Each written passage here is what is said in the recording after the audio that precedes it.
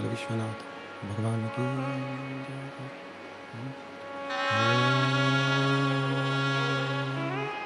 नमः शिवाय। नमः शिवाय। नमः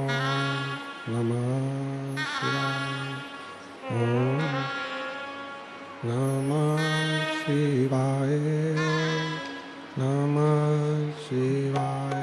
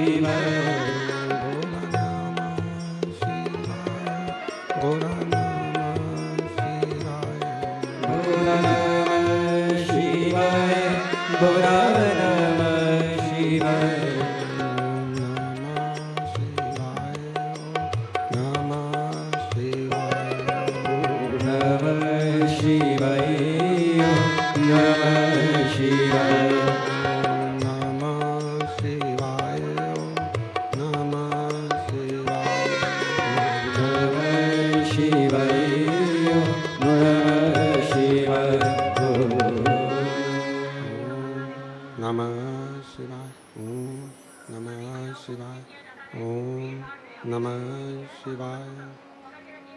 विश्वनाथ भगवान की, महाकालेश्वर भगवान की, ओंकारेश्वर भगवान की, कुबरेश्वर महादेव की। हर हर महादेव, हर हर महादेव, हर हर महादेव। भगवान देवादिदेव महादेव भगवान शिव,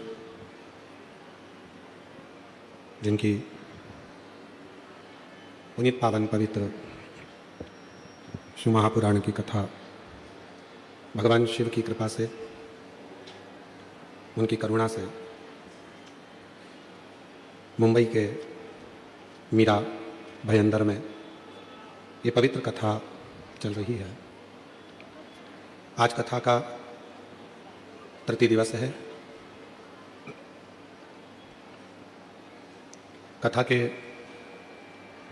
पवित्र मंडप में विराजमान सभी भगवान शिव के पुत्र पुत्रियां, कथा के मुख्य यजमान श्री प्रताप इंदर भाई बाबूराव सरनाइक जी, माँ माननीय नामदार परिवहन मंत्री महाराष्ट्र शासक श्रीमती परिशा प्रताप सरनाइक जी, एक बार जोरदार ताली बजाकर उनके लिए साधुवाद। श्री विहंग प्रताप सरनाइक जी, श्रीमती अनाहिता विहंग सरनाइक जी, चिरंजीवी समर विहंग सरनाइक जी, श्री पूर्वेश प्रताप सरनाइक जी, श्रीमती कश्मीरा पूर्वेश सरनाइक जी, चिरंजीवी रेयांश पूर्वेश सरनाइक जी, चिरंजीवी निरांश पूर्वेश सरनाइक जी, मीरा भयंदर मुंबई महाराष्ट्र। जोरदार ताली बजाकर इन सभी के लिए साधुता,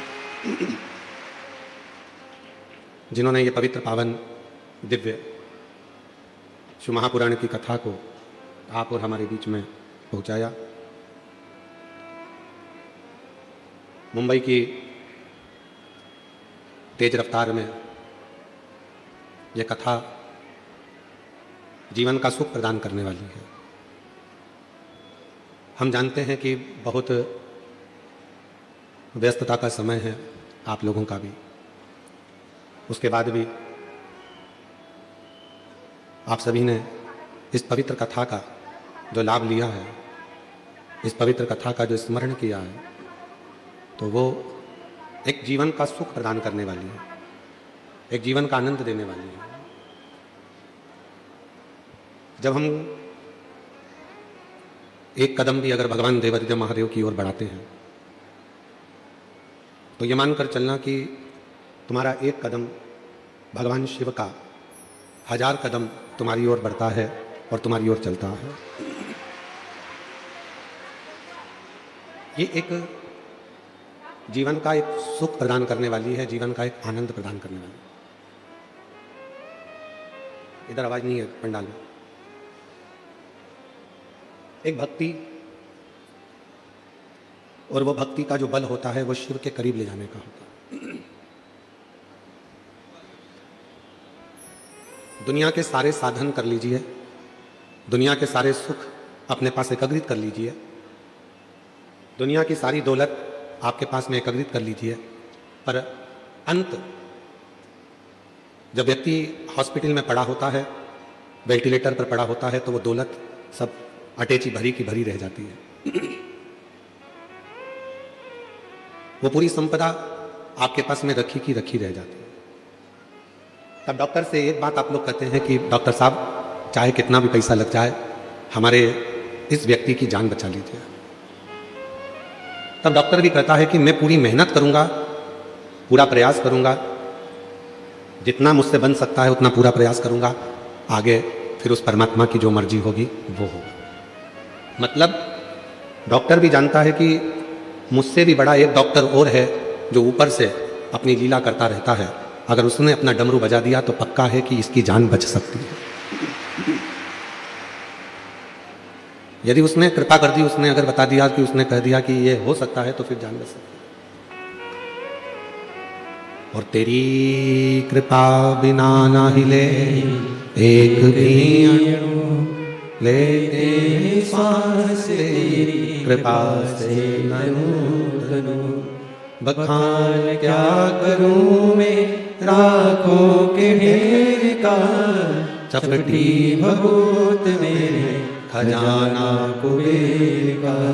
हे गंगाधर मुक्ति द्वार ओमकार तू, भोले ओमकार तू, आयो शरण तिहार शंभु तार तार तू। मतलब डॉक्टर को भी मालूम है कि एक डॉक्टर और है जो बैठा बैठा कुछ लीला करता रहता है, कुछ अच्छा करता रहता है। हम एक निवेदन आप लोगों से करें, मुंबई जैसी सिटी में आप लोग रहते हैं, बहुत बड़े शहर में रहते हैं, आपसे केवल इतना जरूर कहेंगे कि धन कमाने के तरीके आपके पास में बहुत कुछ होंगे और दुनिया भी आपको धन कमाने के तरीके सिखाएगी, पर धन बढ़ाने के तरीके तो बहुत होंगे आपके पास में, पर उम्र बढ़ाने का कोई तरीका तुम्हारे पास में नहीं होगा। कोई तरीका तुम्हारे पास में उम्र बढ़ाने का नहीं है। हमने कई लोगों को देखा है, पूरी जवानी उनकी कमाने में निकल गई और एक मकान बनाया उनने जोरदार, और विचार करा कि इस मकान में अब मेरी जिंदगी अच्छे से निकलेगी, तो बुढ़ापा ऐसा आया कि पलंग ने पकड़ लिया उसको। डीले कम कर दो और अंदर की भी आवाज़ बढ़ा के थोड़ा सेट करो, बक्सों की आवाज़ खोलो, चोंगे की आवाज़ कम करो। एक समय जब व्यक्ति अपनी पूरी जवानी झोंक देता है, पूरी जवानी लगा देता है, उस जवानी को लगाने के बाद उसका एक अवस्था बुढ़ापे की आती है, एक अवस्था, और उस बुढ़ापे की अवस्था में वो सोचता है कि अब मैंने कमा कर ये मकान बना लिया, अब मैंने ये घर बना लिया, अब मैंने फैक्ट्री बना ली, इसका सुख मैं भोगूंगा। पर जब दांत होते हैं तब चने नहीं होते हैं, और जब चने होते हैं तब दांत नहीं होते।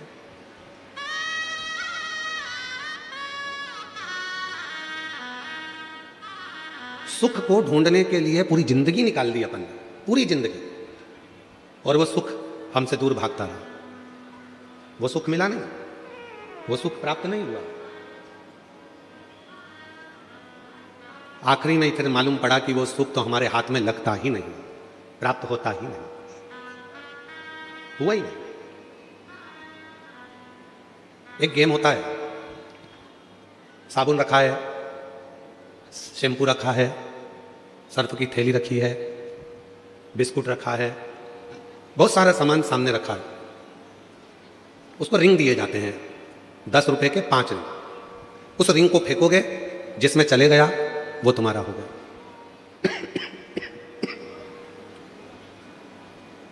साबुन में चले गया तो साबुन तुम्हारा हो गया, सर्फ पर चले गया तो सर्फ तुम्हारा हो गया, बिस्कुट में चले गया तो बिस्कुट तुम्हारा हो गया। 5 रिंग, किसी किसी जगह पर 10 रुपए के 4 रिंग मिलते हैं। वो फेंकता है, साबुन हाथ में नहीं आता है, फिर फेंकता है, बिस्कुट हाथ में नहीं आता है, फिर फेंकता है, सर्फ की थैली भी हाथ में नहीं आती है, फिर फेंकता है, पेस्ट भी हाथ में नहीं आता है। आखिरी में 10 रुपए पूरे खर्च कर कर वो चला जाता है। जैसे 4 रिंग मिले हैं गेम खेलने के लिए, बचपन, जवानी, अधेड़ी और बुढ़ापा। इन रिंग को आप हर बार डालने का प्रयास कर रहे हो कि मेरा बचपन मैंने निकाल दिया, मेरी जवानी मैंने निकाल दी, मेरी अधेड़ी निकल गई, बुढ़ापा निकल गया, आखिरी में कुछ हाथ नहीं आया, तब पछतावा हाथ में रह गया। जब पछतावा हाथ में रह जाए उसके पहले एक काम करना कि रिंग को अगर जीतना है तो पहले अपने घर पर थोड़ी सी प्रैक्टिस करना, तो निश्चित है कि वो रिंग एक ना एक साबुन में, बिस्कुट में या कहीं ना कहीं पेस्ट में जाएगा। हमने प्रैक्टिस ही नहीं करी।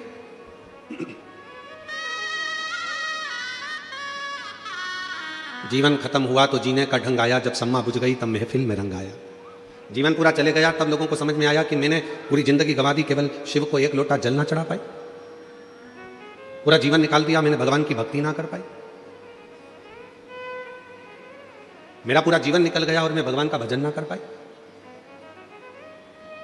मेरी जीजियों, मेरी मुंबई के जीजाओं, मेरी मुंबई की बेटियों, बेटाओं, मेरे बुजुर्ग माँ बाप, आप सबको मैं एक बात कहूं अपनी इस व्यासपीठ से कि दुनिया में आपके बराबर कोई किस्मत वाला नहीं है जो शंकर की भक्ति में तल्लीन बैठे हुए हैं।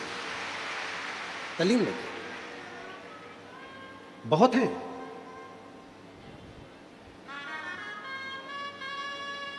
लोग कहते हैं बंबई माया नगरी है, पर आज हम सिद्ध कर कर जा रहे हैं बंबई बाबा नगरी है।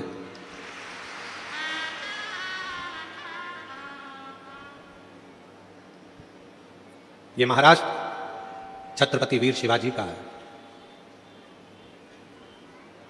ये मुंबई, जिस मुंबई पर एक आवाज पर पूरा हिंदू एकत्रित हो जाता था, ये मुंबई पूरा बाला साहेब ठाकरे जी का है। बाला साहेब ठाकरे जी ने 3 चीजें अपनी जिंदगी में बड़ी अच्छी तरह से अपनाई। एक, सत्य को उन्होंने अपनाया। दूसरा, सनातन को उन्होंने बहुत अच्छी तरह से जानकर जनमानस में प्रेरणा दी। और तीसरे नंबर पर बाला साहेब ठाकरे जी ने भगवा को घर घर तक पहुंचाया। वो बाला साहेब ठाकरे।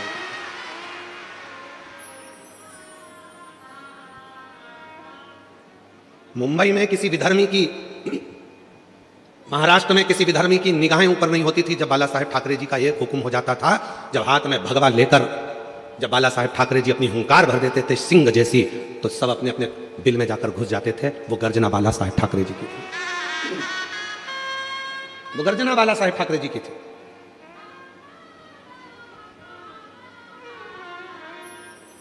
जिस समय पर अमरनाथ जी की यात्रा को रोकने की बात आई थी, उस समय पर भारत की भूमि का कोई व्यक्ति नहीं बोला था। केवल एक मुंबई से, महाराष्ट्र की इस धरा से, छत्रपति वीर शिवाजी की इस भूमि से एक शेर धाड़कर बोला था, वो थे बाला साहब ठाकरे जी। अगर अमरनाथ की यात्रा रुकी तो तुम्हारी भी आगे की यात्रा रोक दी जाएगी। याद रखना, जाना मुंबई से ही, तुम्हें जाना मुंबई से ही है। इस बात का अंदाजा लगा कर बैठना। 3 चीजें मेरे बाला साहब ठाकरे जी ने अपने जीवन में अपनाई है। एक, सत्य को, दूसरा सनातन को, और तीसरा भगवा को। और जिसने अपनी जिंदगी में ये 3 चीजों को धारण कर लिया, समझ लेना सत्य सनातन धर्म की जय होने लगेगी और पूरा राष्ट्र भगवामय होगा। पूरा राष्ट्र भगवान। हम पहचान नहीं पाते शिव को, हम पहचान नहीं पाते भगवान को, हम पहचान नहीं पाते परमात्मा की उस अविरल भक्ति को।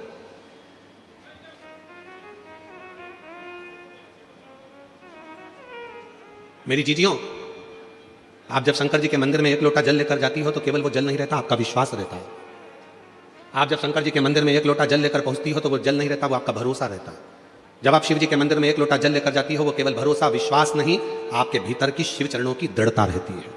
आप जब शिव जी के मंदिर में एक लोटा जल चढ़ाने के लिए जाती हो तो केवल वो शिव नहीं रहता, उस समय पर जल ग्रहण करते समय वो आपका पिता, आपका बाबुल, आपका भाई, आपका सखा, आपका मित्र और आपके दुख का हरण करने वाला शिव हो जाता है।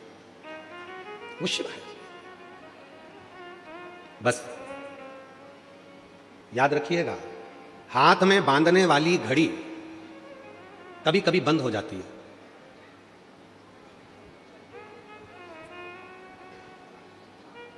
केवल तुम्हारी ही घड़ी बंद नहीं होती, हमारी भी हो जाती है। तो कई बार हमारे आशीष जी हमको इशारा कर कर बोल देते हैं, समय हो गया, घड़ी गड़बड़ हो गई है, चल नहीं रही। अब हम आपसे एक बात पूछें, हाथ की घड़ी बंद हो जाएगी तो क्या समय घूमना बंद हो जाएगा? क्या समय चलना बंद हो जाएगा? क्या जम के बोलो जरा। नहीं। घड़ी बंद हो जाएगी तो क्या समय चक्र चलना बंद हो जाएगा? क्या नहीं, नहीं हो सकता। समय अपनी रफ्तार से चल रहा, समय अपनी रफ्तार से आगे बढ़ रहा। घड़ी बंद हुई है, समय बंद नहीं हुआ। तो फिर कई लोग ऐसे भी हैं, परिवार ने धोखा दे दिया तो उन्होंने जीना ही छोड़ दिया। पत्नी ने धोखा दे दिया तो मन में आया कि अब जिंदगी बेकार हो गई। पति ने धोखा दे दिया तो लगा कि अब जीवन ही बेकार हो गया। फिर मन में आया रिश्तेदार ने धोखा दे दिया तो मेरा तो जीवन ही बेकार हो गया। एक कंपनी में जॉब कर रहा था, उस कंपनी से निकल गया तो सोचा कि अब तो मेरी पूरी जिंदगी बेकार हो गई, अब मुझे कोई दूसरा जॉब ही नहीं मिलेगा। क्यों सोचना? घड़ी बंद हुई है, समय चक्र बंद नहीं हुआ। याद रखना, घड़ी बंद हो जाए घबराना नहीं, समय तो चल रहा है और यह समय हमको सिखा रहा है कि दुनिया में कितना भी दुख की घड़ी आ जाए और घड़ी बंद भी हो जाए तो हिम्मत मत हारना। जैसे समय चक्र चलता रहता है वैसे भी तुम चलते रहना, तो तुम्हारी जिंदगी एक ना एक दिन मंजिल तक पहुंच जाएगी। समय चक्र के अनुसार अपने जीवन को अग्रण्यता रखिए, समय चक्र के अनुसार अपने जीवन को प्रबल रखिए। अपने जीवन, कोई कहता है कि बचपन में भगवान को भजना चाहिए, जवानी में भगवान को भजना चाहिए, अधेड़ी में भगवान को भजना चाहिए कि बुढ़ापे में भगवान को भजना चाहिए। बोल रहे मुंबई वाली जीजियों और मुंबई के जीजाओं, बचपन में भगवान को भजना चाहिए, जवानी में भगवान को भजना चाहिए, अधेड़ी में भगवान को भजना चाहिए कि बुढ़ापे में भगवान को भजना चाहिए? शिव महापुराण की कथा कहती है कि तुम्हारी जिंदगी में जब तुम्हें लगने लगे कि शिव मेरा पिता है, उसी समय से भगवान को भजना प्रारंभ कर देना चाहिए। उसी समय। इंतजार मत करना कि बचपन में कोई भगवान की भक्ति करी जाती है, जवानी में क्या भगवान का भजन किया जाता है? नामदेव जी महाराज बाल्यावस्था से हरि विठ्ठल पांडुरंगा का भजन करते थे। बचपन से विठ्ठल विठ्ठल विठ्ठल विठ्ठल विठ्ठल भजा। राम कृष्ण हरि जय, राम कृष्ण हरि, राम कृष्ण हरि जय, राम कृष्ण हरि। जप रहे पांडुरंगा हरि विठ्ठल के भजन में नामदेव जी महाराज इतने डूब गए थे, कुत्ता रोटी लेकर भागा तो उसके पीछे घी की कटोरी लेकर भागते थे। लोग उनको बावरा कह देते थे, शुद्ध नहीं है, बावरे हो गए। जैसे मीरा भई रे बावरी, मीरा को भी लोग बावरी कह देते थे, पागल कह देते थे, वैसे नामदेव जी को भी बावरा पागल कह देते। कुत्ते के पीछे घी की कटोरी लेकर भाग रहे हैं कि कोरी रोटी ना खा ले, घी लगा कर दूंगा। उन्हीं नामदेव जी महाराज की झोपड़ी में आग लग जाती है। नामदेव जी को सूचना मिल जाती है कि झोपड़ी में आग लगी, तो नामदेव जी दौड़ कर आते हैं।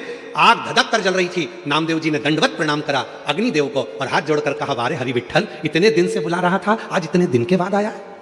गांव के लोगों ने नामदेव जी को हिलाकर कहा, बावरे जैसी बात मत करो, तुम्हारे घर में आग लग गई है। नामदेव जी कह रहे हैं, तुम्हें आग दिखती है, मुझे विठ्ठल दिखता है। बस निगाहों का फेर है, हर जहां में वही परमात्मा दिखता है। बस निगाहों का फेर है, हर जगह में वही परमात्मा दिखता है। तुझ में मुझ में हर एक में विठ्ठल नजर आता है। ये अग्नि नहीं, मुझे मेरा पांडुरंगा नजर आता है। और नामदेव जी ने तुरंत जिस कमरे में आग लगी थी दूसरा कमरा खोल दिया, दूसरे कमरे को खोला, तीसरा कमरा खोल दिया और भगवान से बोला, आओ अंदर प्रवेश करो, इसमें भी चले जाओ, इसमें भी जाओ। और आग लगते लगते दूसरे कमरे में आग लग गई, तीसरे कमरे में आग लग गई। नामदेव जी बाहर गए, जितना सामान अंदर रखा था वो भी उठा उठा के डालने लगे। गांव के लोग सामान को बाहर निकाल रहे थे, नामदेव जी उनसे ले लेकर अंदर डाल रहे थे। गांव के लोगों ने कहा, नामदेव आग लगी है। नामदेव जी बोले, आग नहीं, विठ्ठल आया है। विठ्ठल चोक पुराओ माटी लगाओ,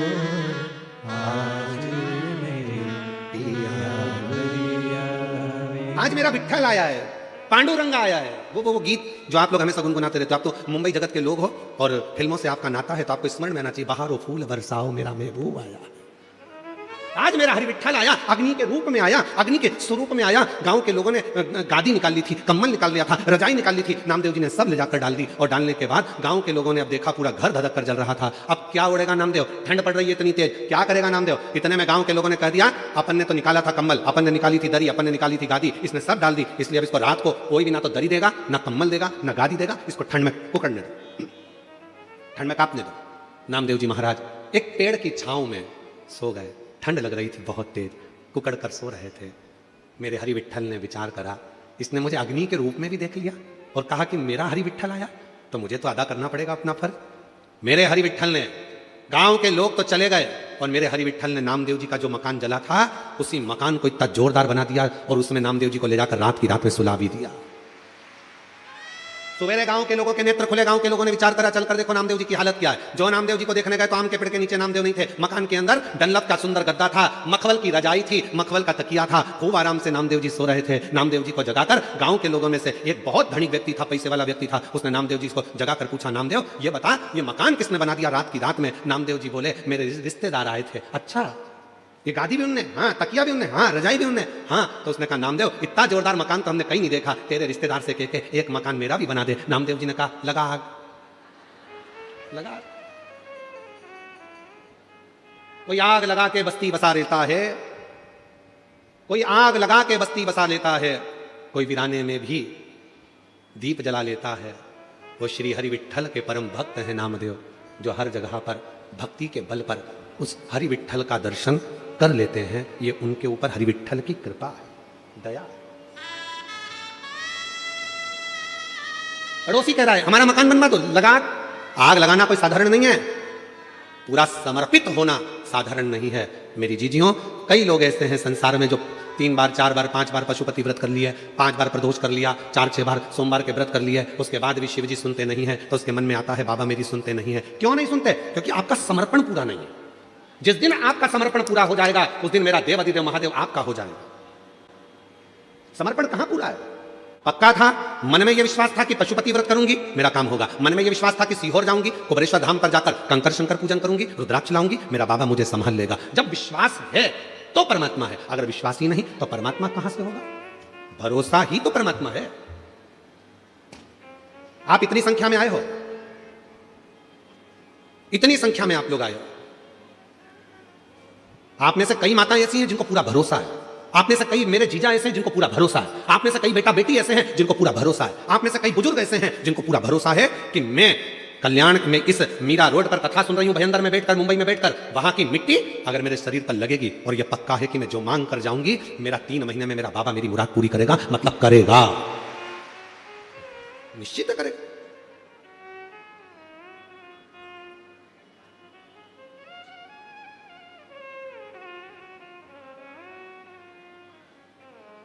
कल एक बहन जी ने एक पत्र लिखा था और उस पत्र को हमें ढूंढना पड़ेगा। उस पत्र में उन्होंने लिखा था कि आपकी कथा सुनते सुनते मुझे शंकर जी से मोहब्बत हो गई। नीचे पत्र में लिखा था क्या आपको शिव जी से मोहब्बत हुई है? प्यार हो जाता है तो बताया नहीं जाता, नहीं तो बाप के जूते पड़ना चालू हो जाते हैं। क्या आपको शिव जी से मोहब्बत हुई है? वो माँ ने पत्र में लिखा आपकी कथा सुनते सुनते मुझे शिव जी से मोहब्बत हो गई। क्या आपको शिव जी से मोहब्बत हुई है? हम कहेंगे हमारा तो पूरा जिगरा शिव में बसता है, मोहब्बत तो बहुत छोटी सी चीज है। पूरा जिगरा बसता है, मोहब्बत तो बहुत छोटी सी चीज। ये दुनिया के लोगों के आगे एक आरती का एक लाइन आती है, तन मन धन सब कुछ है तेरा स्वामी, सब कुछ है तेरा, तेरा तुझको प्रभु का प्रभु को समर्पण, क्या लागे मेरा। अब यहां पर तन मन और धन 3 चीजें हैं, 3 चीजें। मतलब ये दृष्टि भी तुम्हारी है, ये मेरा स्वरूप भी तुम्हारा है, पूरा स्वरूप।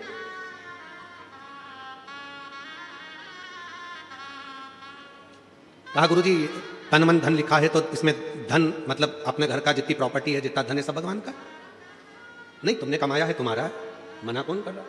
तो फिर तन मन धन लिखा तो हमने कहा गाने की एक लाइन याद कर लो, चांदी जैसा रंग है तेरा, सोने जैसे बाल, एक तू ही धनवान है गोरी, बाकी सब कंगाल।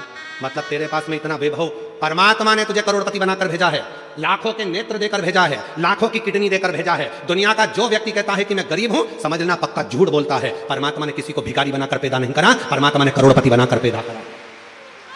परमात्मा कभी किसी को गरीब बनाकर पैदा नहीं करता, परमात्मा हमेशा सेठ बनाकर पैदा करा है। बस इतना याद रखना, अपने हुनर को निखारिए, अपने भीतर जो परमात्मा ने दिया है उसको निखारने का प्रयास करिए, अपने भीतर जो परमात्मा ने दिया है उसको सामने लाने का प्रयास करिए। जिस दिन आप अपने हुनर को निखारना प्रारंभ करोगे, एक दिन आप अपने आप समझ जाओगे कि परमात्मा ने आपको कितना करोड़पति बनाकर भेजा है, कितना धनपति बनाकर भेजा है। हम अपने आप को निखार ही नहीं रहे।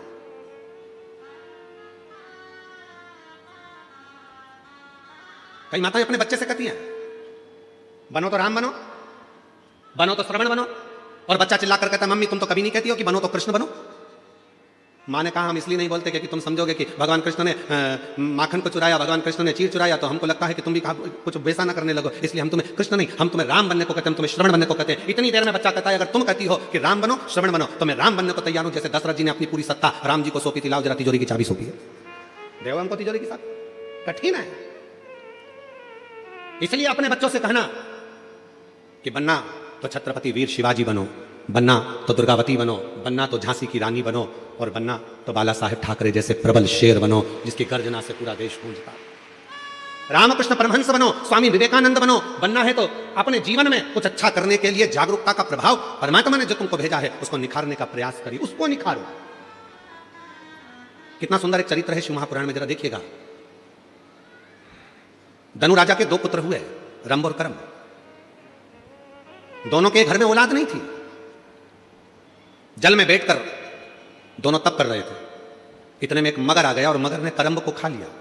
रंभ को लगा मेरा भाई मर गया, अब मैं जल में बैठकर तपस्या नहीं करूंगा, अब मैं जल में बैठकर तप नहीं करूंगा। तो रंभ गया, अब चारों तरफ आग लगाकर, अग्नि लगाकर बीच में बैठकर तपस्या करने लगा, ब्रह्मा जी को प्रसन्न करने लगा। ब्रह्मा जी प्रसन्न हो गए, मांगो रंभ तुम्हें क्या चाहिए। रंभ ने कहा मेरे घर में औलाद नहीं है, संतान नहीं है, आप कृपा करो और मेरे घर में संतान हो। तो कह दिया ए रंभ तू तपस्या कर कर जैसे उठेगा, जिसको भी प्रेम से देख लेगा, जिसको भी तू प्रेम से देखेगा उसी से तेरी औलाद हो जाएगी। बस रंभ तपस्या कर कर उठा, सामने से एक भैंस निकल कर जा रही थी, एक महिष निकल कर जा रही थी, और रंभ ने उस भैंस को, उस महिष को प्रेम से देख लिया। और जैसे ही भैंस को देखा, भैंस का गर्भ ठहर गया, उस महिष का गर्भ ठहर गया, उस भैंस का गर्भ ठहर गया, और वो भैंस गर्भवती हो गई।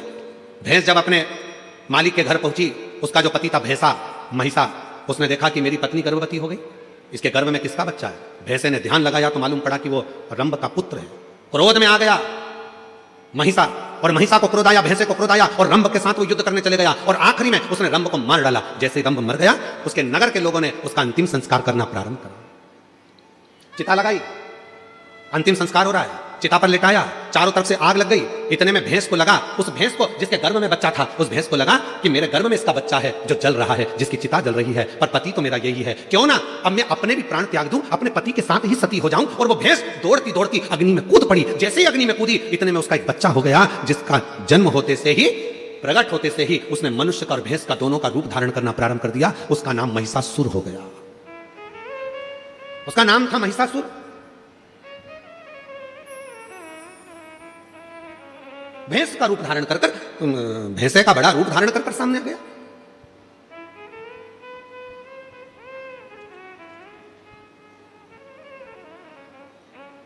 अब महिषासुर ब्रह्मा जी का तप करा, वर मांगा, मुझे वर दीजिए ब्रह्मा जी। ब्रह्मा जी ने पूछा कौन सा वर चाहिए, तो ब्रह्मा जी से कहा मुझे वर दीजिए कि मुझे कोई पुरुष ना मार सके। और महिषासुर ने मन में सोचा कि किसी स्त्री में ऐसा बल नहीं है जो मुझे मार दे, अगर मरूं तो स्त्री के हाथ से मरूं।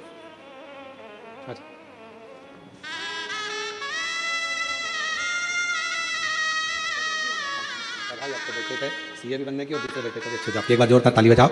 दोनों बच्चों का अच्छा जॉब भी लगा और दोनों बच्चों का विवाह भी हुआ। बहुत बहुत बधाई आपको। महिषासुर को वर मिल गया, मरूं तो एक स्त्री के हाथ से मरूं, तथास्तु।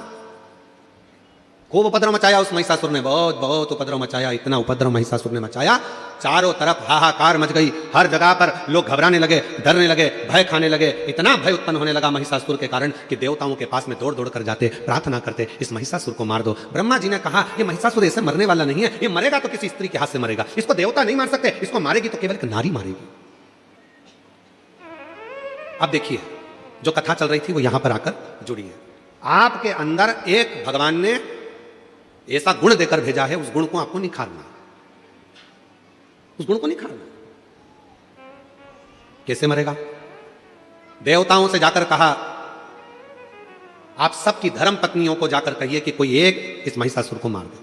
इंद्रदेव की पत्नी से कहा, क्या तुम मार सकती हो? ब्रह्मा जी ने कहा, नारी में बल तब आता है जब वो अपने पति का सम्मान करे, आदर करे, सत्कार करे और नमन करे। ऊंची आवाज में बात ना करे तो नारी के अंदर एक बल बड़ा प्रबल रहेगा, बड़ा। मेरी जीजियों, हम जानते हैं आप सब बहुत अच्छे शहर में रहते हो, बहुत विद्वत शहर है मुंबई, बहुत विद्वत शहर है। हम सब जानते हैं कि आप लोग बहुत विद्वान भी हैं, पर एक निवेदन आप सबसे करेंगे, आप बनो विद्वान, मना नहीं है, आप बहुत अच्छे शहर में रह रहे हो, आपकी विद्वत्ता है, फिर भी निवेदन है, एक माता पिता को, दूसरा घर के बुजुर्ग को, तीसरा अपने पति को, चौथा अपने परमात्मा को प्रणाम करने में कभी पीछे मत हटो, उसको नमन जरूर करा करो। घर के बुजुर्गों को नमन करने पर हमारे ऊपर यदि कोई तकलीफ आने वाली होती है तो वो कट जाती है, वो तकलीफ कट जाती है। अपने माता पिता को प्रणाम करने में बिल्कुल संकोच मत करो, कोई संकोच नहीं होना चाहिए अपने मां बाप को प्रणाम करने में।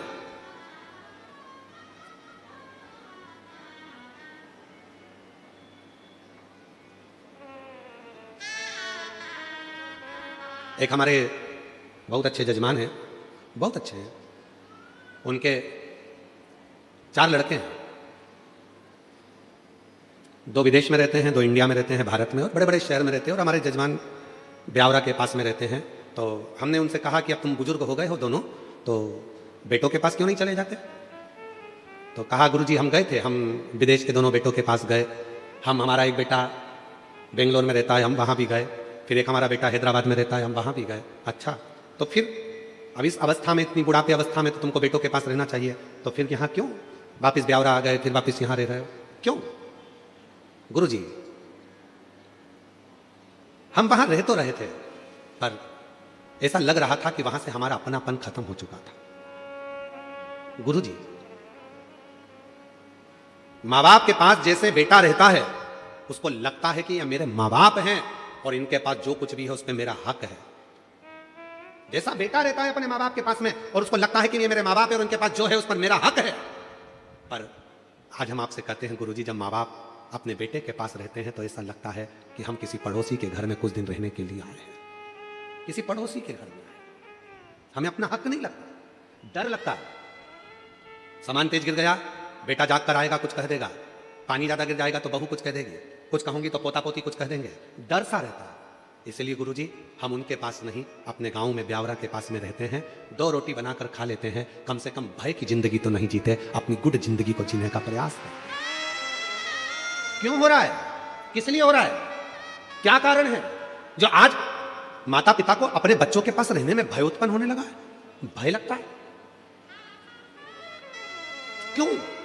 क्योंकि हमने उसको आदर करना बंद करवा दिया। आप सिखाओ, 4 जगह पर झुकने पर कभी भी आप हार नहीं मान सकते। माता पिता के आगे झुकी है, घर के बुजुर्गों के आगे झुकी है, दूसरे नंबर पर, तीसरे नंबर पहले घर के माँ बाप के आगे झुकी है, घर के बुजुर्गों के आगे झुकी है, अपने अगर विवाह हुआ है, पति है, उसको भी प्रणाम करिए, और परमात्मा जिसको तुम भजते हो, जिसको तुम स्मरण करते हो, जपते हो, उसको प्रणाम करने में पीछे मत हटो। और एक बात और अपने अंदर उतार कर रखिए, किसी से गुरु मंत्र लो मत लो। आज के जमाने में 50 बार सोचना पड़ता है कि गुरु किसको बनाया जाए, इसको बनाए गुरु, उसको बनाए गुरु, उसको बनाए गुरु। आज के जमाने में किसी पर भरोसा भी नहीं टिक पाता, ना जाने कौन ऐसा मिलेगा जो हमारी जिंदगी नाश कर चले जाएगा। तो गुरु भी सोचना पड़ता है, अच्छा कब मिलेगा, कैसा मिलेगा, क्योंकि आज के जमाने में गुरु फिरे बाजार में, हमसे दीक्षा ले, हमसे गुरु मंत्र लो, हमसे दीक्षा लो। गुरु फिरे बाजार में, हमसे दीक्षा ले, तुम नरक पड़ो चाहे स्वर्ग जाओ, पर लिफाफा हम ही को दो। आज के गुरु तो ऐसे हो गए जो केवल धन की चाह करते हैं। पर याद रखना, अगर कोई गुरु नहीं मिल रहा, किसी को आप गुरु नहीं बना पा रहे हो, तो एक काम करना, अपने शंकर को 1 लोटा जल चढ़ाकर श्री शिवाय नमस्तुभ्यम बोलकर मंत्र का जप करना प्रारंभ कर दो। शिव को गुरु बना लो, वो शंकर तुम्हें पार लगा दे, वो शिव तुम्हें पार लगा। शिव को गुरु बनाओ, प्रणाम करो, माता पिता को प्रणाम करो, घर के बुजुर्गों को प्रणाम करो, पति को प्रणाम करो, परमात्मा को प्रणाम करना चाहिए। भगवान ने सबके अंदर एक एक बड़ा सुंदर एक प्रकाश देकर भेजा, उसको प्रकाशित करना है। तब देवताओं ने कहा कि ढूंढो, किसी स्त्री में अगर क्रोध आ जाए और वो स्त्री वो हो जिसने अपने पति से ऊंची आवाज में बात ना करी हो, तो कहा ब्रह्मा जी से, ब्रह्मा जी आप ब्रह्माणी को भेज दो महिषासुर को मारने। ब्रह्मा जी कहने लगे मेरी ब्रह्माणी ने तो मुझे श्राप दिया है कि पृथ्वी पर कहीं तुम्हारे मंदिर नहीं होंगे। भारत की भूमि पर ब्रह्मा कहते हैं मेरा केवल एक ही मंदिर है, वो पुष्कर में है, क्योंकि मेरी पत्नी ने मुझे श्राप दिया था, इसलिए मेरी पत्नी महिषासुर को नहीं मार सकती। मेरी पत्नी महिषासुर को नहीं मार सकती। तो इंद्र से कहा इंद्र तू अपनी इंद्राणी को भेज दे। इंद्राणी ने कहा जब कल्प वृक्ष जा रहा था मेरी पत्नी क्रोध में आ गई थी और उसने मुझे अपशब्द कह दिया था, मेरी पत्नी इंद्राणी भी महिषासुर को नहीं मार सकती। फिर कहा भगवान विष्णु से आप लक्ष्मी जी को भेजिए और लक्ष्मी जी से कहो कि महिषासुर को मार दे। लक्ष्मी जी की बात आई तो भगवान विष्णु ने कहा लक्ष्मी महिषासुर को नहीं मार सकती, क्योंकि एक बार मैं लक्ष्मी जी तैयार हो रही थी, श्रृंगार कर रही थी और मैं लक्ष्मी पर हंस दिया था तो लक्ष्मी ने मुझे श्राप दे दिया था, हे नारायण तुम मुझे देखकर घोड़े जैसे हंसे हो, मैं तुम्हें श्राप देती हूं कि तुम्हारा सिर कटेगा और तुम्हारा को घोड़े का मुंह लगेगा, तुम्हारा हयग्रीव अवतार होगा। तो मेरा घोड़े का मुख लगा और मैंने हयग्रीव अवतार धारण करा, तो लक्ष्मी भी महिषासुर को नहीं मार सकती। तब देवताओं ने कहा केवल एक पार्वती ऐसी है जो अपने पति से कभी चिढ़कर नहीं बोलती, कभी क्रोध में नहीं बोलती, इसलिए केवल पार्वती महिषासुर को मार सकती है। केवल पार्वती, कोई देवी में सामर्थ्यता नहीं है पार्वती के अलावा जो महिषासुर को मार दे। शंकर भगवान बोले मेरी पार्वती को तो गुस्सा ही नहीं आता, जब गुस्सा ही नहीं आता तो मारेगी कैसे? जब गुस्सा आता है तो टूट पड़ती है, क्रोध आएगा तो झगड़ा करेगी ना, इसको तो क्रोध ही नहीं आता। इतने में ब्रह्मा जी ने कहा अब तुम्हें उसको गुस्सा तो दिलाना पड़ेगा। तो भगवान शंकर ने मन में सोचा गुस्सा कैसे दिलाऊं, तो एक बार भगवान शंकर ने कहा मैं प्रयास करके देखता हूं। शिव जी पहुंच गए, पार्वती जी भोजन बनाई, आकड़िया की रोटी बनाई, काकड़िया की साग, और परसे माता पार्वती जी पावे भोलानाथ मन शिव रटोरे, छोड़ दो कपट मन शिव रटोरे, मन शिव रटोरे, छोड़ दो कपट मन शिव रटोरे। आकड़िया की रोटी बनाई, काकड़िया की साग, बोलो बोलो, आकड़िया की रोटी बनाई, काकड़िया की साग, और परसे माता पार्वती जी, परसे माता पार्वती जी, और पावे भोलानाथ मन शिव रटोरे, छोड़ दो कपट मन शिव रटोरे। पार्वती जी ने भोजन परोसा, शिव जी भोजन कर रहे थे, शंकर भगवान गुस्सा दिलाने के लिए तैयार हो गए। पार्वती तेरा अगला जन्म कितना विचित्र था पार्वती, हे पार्वती कितना विचित्र। पार्वती को कुछ सूझ ही नहीं पड़ी, वो तो अपनी रोटी बनाने में लगी थी। फिर भगवान शिव जी ने कहा पार्वती तेरे पिताजी हिमालय राज के पास में इतना धन था, कन्यादान में एक फूटी कोड़ी नहीं दी तेरे पिताजी ने, तेरे पिता ने एक फूटी कोड़ी नहीं दी। सोचा था शिव जी ने कि पार्वती को गुस्सा आ जाएगा। पार्वती तेरे पिताजी के पास में कितना धन था, गाड़ियां, अलमारियां, वैभव सब था, फिर भी तेरे पिताजी ने कुछ नहीं दिया। पार्वती जी सिर पे पल्लू लेके मुस्कुरा के बोली मेरा पिता तो दे देता, तुम्हारे घर में रखने की जगह है। शंकर भगवान मन में सोचे मैं इसके बाप के ऊपर पहुंचा, ये मेरे बाप के ऊपर पहुंच गई, क्या बोलूं, गुस्सा तो आ ही नहीं रहा। तब शिव जी ने ध्यान लगाकर फिर कहा पार्वती सूखे पत्ते खाते खाते तू एकदम अर्पणा हो गई थी, काली पड़ गई थी, याद है तुझे, मैंने तुझे काली कहा था। इतने में पार्वती जी बोली तुम्हें सोचना चाहिए इतने समय के बाद मैं थक गई, जब तप कर कर कर काली पड़ गई तब तुम मुझे लेने आए, पहले या जाते तो मैं काली नहीं पड़ती। शिव जी मन में सोचे गलती मेरी गिना रही है, पर इसको गुस्सा तो आ ही नहीं रहा। शंकर भगवान बाहर गए भोजन करते करते, भगवान विष्णु और ब्रह्मा जी बाहर खड़े थे, उन्होंने हाथ जोड़कर बोला प्रभु कुछ हुआ? शंकर भगवान बोले रत्ती भर भी करंट नहीं आया, रत्ती भर नहीं आया। इतने में भगवान ब्रह्मा और विष्णु ने तुरंत कहा प्रभु आपने क्या क्या बोला? तो कहा मैंने उसके पिताजी के बारे में बोला कि तुम्हारे पिताजी ने कुछ नहीं दिया, तो वो बोली तुम्हारे घर में रखने की जगह नहीं थी, उसके बारे में बोला। तो इतने में भगवान विष्णु ने कहा एक काम करो कि पार्वती का जो अगला जन्म था सती का, उनके पिता के बारे में बोलो, हो सकता है थोड़ी आग लग जाए, हो सकता है। जब मायके के बारे में बोला जाता है तभी थोड़ी सी क्रोध आता है। अब शिव जी ने कहना चालू करा पार्वती तेरा अगला जन्म कितना विचित्र था, तेरे पिताजी ने यज्ञ रखा और उस यज्ञ में सबको बुलाया, मुझे नहीं बुलाया, तुझे नहीं बुलाया, तेरा पिता था अपनी बेटी को नहीं बुलाया, और तू पहुंच भी गई तो धक्के मारकर निकाल दिया तेरे पिताजी ने। इतनी देर में तो पार्वती जी जो आटा उसन रही थी उसको और जम के उसनना चालू करा, और जम के। आज भी आटा उसनने के बाद आटे में 3-4 उंगलियां दबाई जाती है। आप लोग दबाते हो कि नहीं दबाते हो मालूम नहीं, देखा है आप लोगों ने? आटा उसनने के बाद उसमें 3-4 उंगलियों को ऐसे ऐसे दबा दिया जाता है, दबाते हैं उसके अंदर। क्यों दबाते हैं? कि मेरे पिता के घर में भले कुछ भी हुआ हो, पर अब मैं आपके घर में रहती हूं, मैं आपके अनुकूल चलती हूं, मेरे पिता को ना बखानिए, मेरे बाप को अपशब्द ना कहिए, अब तो मैं आपके घर की हो गई हूं। ये आटे पर उंगली बनाने का मतलब है कि अब मैंने सील ठप्पे सब तुम्हारे घर के लगवा लिए हैं, अब सारी प्रॉपर्टी तुम्हारी, जमीन जायदाद मकान सब मेरा और तुम्हारा, तो अब पिता का क्यों बखानना, पिता का क्यों कहना? पर शिव जी तो माने नहीं, गुस्सा दिलाना था। आखिरी में शंकर भगवान ने कह दिया अरे पार्वती आखिरी में तो तुझे जल के भस्म होना ही पड़ा, इतनी देर में पार्वती बर्तन को लेकर मांजने बाहर गई। बर्तन धोने जैसे ही बाहर पहुंची, सामने से महिषासुर आ रहा था। और जब गुस्से में लाल और फिर कोई कुछ कह दे, अब शिव जी कुछ नहीं बोले, चुपचाप से बाहर निकले। भगवान विष्णु और ब्रह्मा जी ने पूछा कुछ हुआ? इतने में भगवान शंकर बोले मालूम पड़ेगा, कुछ देर खड़े रहो। इतने में सामने से आ रहा था महिषासुर, भैंसे पर बैठा था। आवाज लगाकर कहा, बड़ी सुंदर हो नारी, तुम मेरी बन जाओ। अब तो मां ने खोले केस और भयंकर बर्तन को तो पटका नीचे। और जो देखा महिषासुर को, महिषासुर देखकर बोला तुम तो क्रोध में और सुंदर लग रही हो। इतने में तुरंत शंकर भगवान ने भगवान विष्णु का हाथ पकड़कर बोला अब कुछ मत बोलो, घी में, अग्नि में घी डलना चालू हो गया है और अब अपने को सामने नहीं आना, ये अकेला निपट जाएगा। अब सामने क्रोध आया मां को, बाल खुले थे मां जगतजननी के, तो माता जगतजननी जगदंबा ने उसको बांधा, पर क्रोध की अग्नि इतनी तीव्र थी कि केश फिर खुल गए।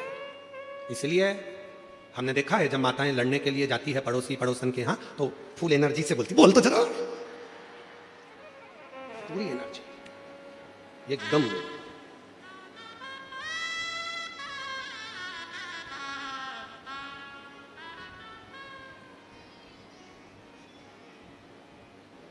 वो कई माताएं जूड़ा बांध के उसमें ऐसा फूल लगा लेती है, ऐसे ऐसे थोड़ा थोड़ा थोड़ा थोड़ा चारों तरफ फूल लगाते, चारों तरफ फूल लगाते।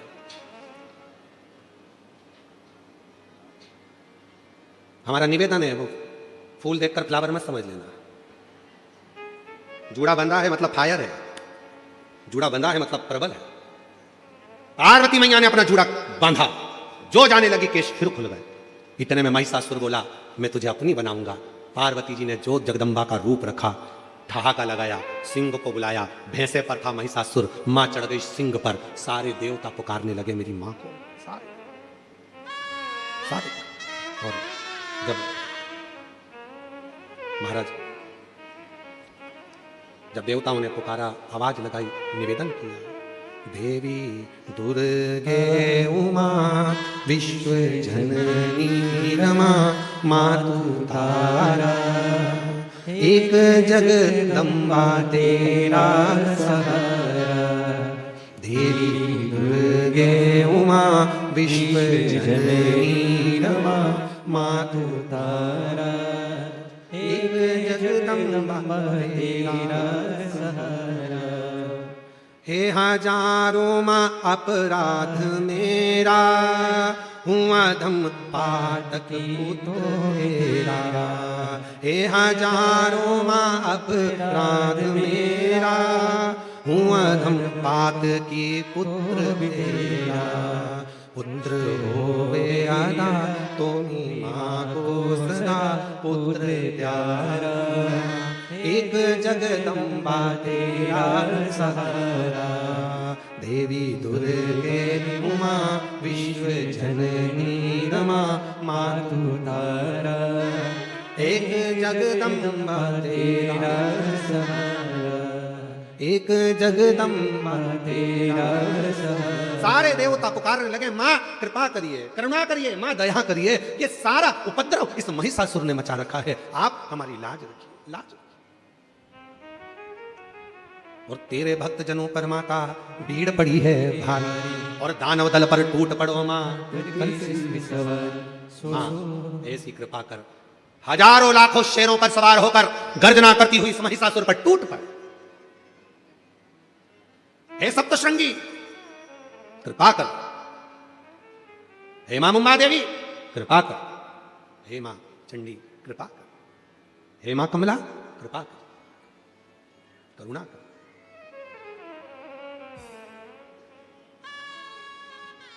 मां देवता निहार रहे, मां को क्रोध आएगा, करुणा करेगी, दया करेगी, टूट पड़े।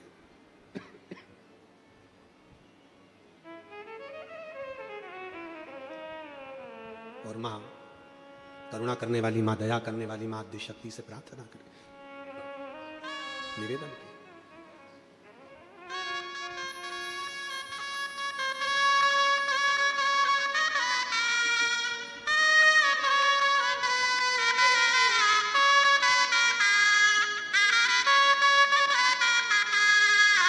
काल के पंज से माता बचाओ, जय माँ अष्ट भवानी। काल के पंज से माता बचाओ, जय माँ अष्ट भवानी माँ, जय माँ अष्ट भवानी माँ, जय माँ अष्ट भवानी। हे नाम रे सबसे बड़ा तेरा नाम, ओ शेरोवाली ऊंचे शेरोवाली, बिगड़े बना दे मेरे काम नाम रे। हे नाम रे सबसे बड़ा तेरा नाम, ओ शेरोवाली ऊंचे शेरोवाली, बिगड़े बना दे मेरे काम नाम रे। दोनों हाथों से बड़े प्रेम के साथ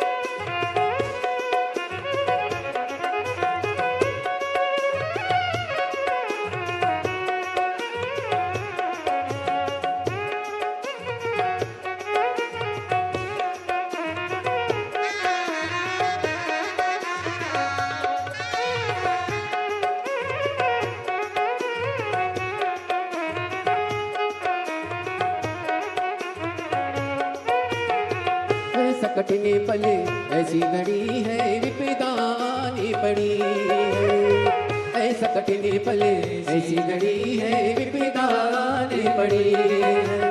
तू ही दिखा रास्ता, ये दुनिया रास्ता रोके खड़ी है। तू ही दिखा रास्ता, ये दुनिया रास्ता रोके खड़ी है। मेरा जीवन बना इतनी संज्ञा, ओ शेरोवाली ऊंचे शेरोवाली, बिगड़े बना दे मेरे काम नाम रे। हे नाम रे सबसे बड़ा तेरा नाम, ओ शेरोवाली ऊंचे शेरोवाली, बिगड़े बना दे मेरे काम नाम रे।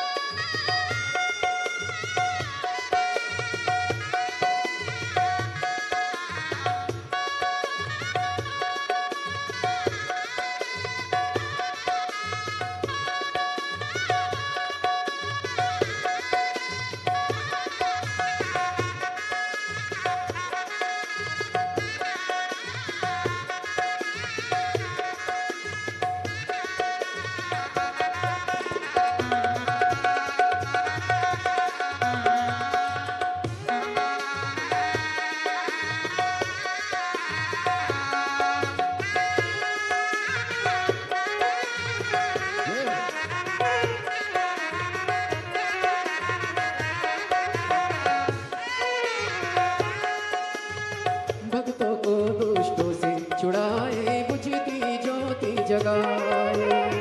भक्तों को दुष्टों से छुड़ाए, बुझती ज्योति जगाए। तू ही बता बे रास्ता, ये दुनिया रास्ता रोके खड़ी है। तू ही बता बे रास्ता, ये दुनिया रास्ता रोके खड़ी है। तीनों लोग करे तो हे प्रणाम, ओ शेरोवाली ऊंचे शेरोवाली, बिगड़े बना दे मेरे काम नाम रे। हे नाम रे सबसे बड़ा तेरा नाम, ओ शेरोवाली ऊंचे शेरोवाली, बिगड़े बना दे मेरे काम नाम रे। हे नाम रे सबसे बड़ा तेरा नाम ओ शेरों वाली ऊंचे तेरों वाली बिगड़े बना दे काम नाम रे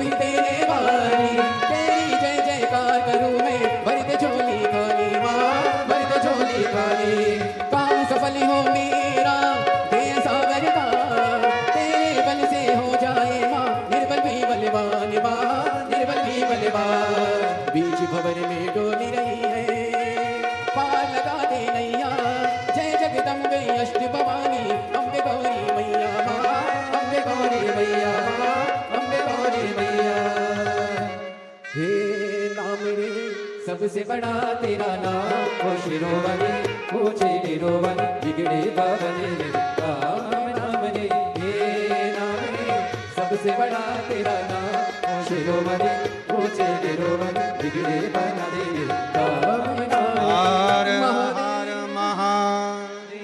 अपने स्थान पर बैठकर भगवान देवादिदेव महादेव से अपने मन का भाव कहिए, दिल से प्रार्थना करिए, विनती करिए, शिव जी को अपने मन का भाव बोलिए और हृदय से बाबा को अपने मन की बात कहकर प्रणाम करिए, विनय करिए, निवेदन करिए। जहाँ जगह मिले वहाँ बैठकर बाबा को मन की बात कहिए।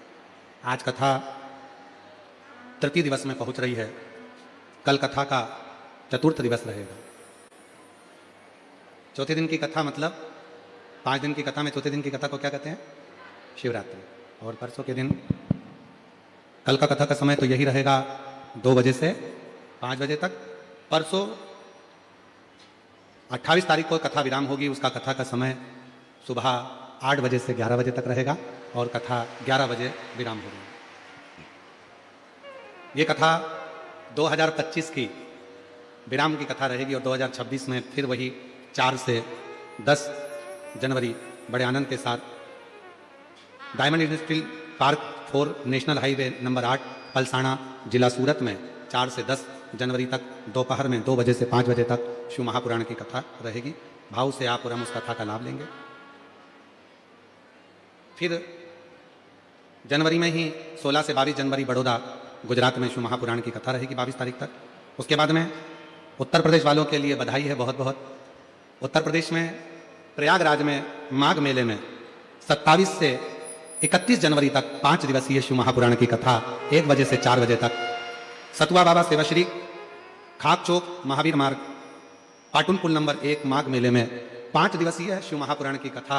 उत्तर प्रदेश वासियों को बहुत बहुत बधाई हो जो माघ मेले में आप 5 दिन शिव पुराण की कथा को श्रवण करेंगे 27 जनवरी से 31 जनवरी तक दोपहर में 1 बजे से 4 बजे तक। बड़े भाव के साथ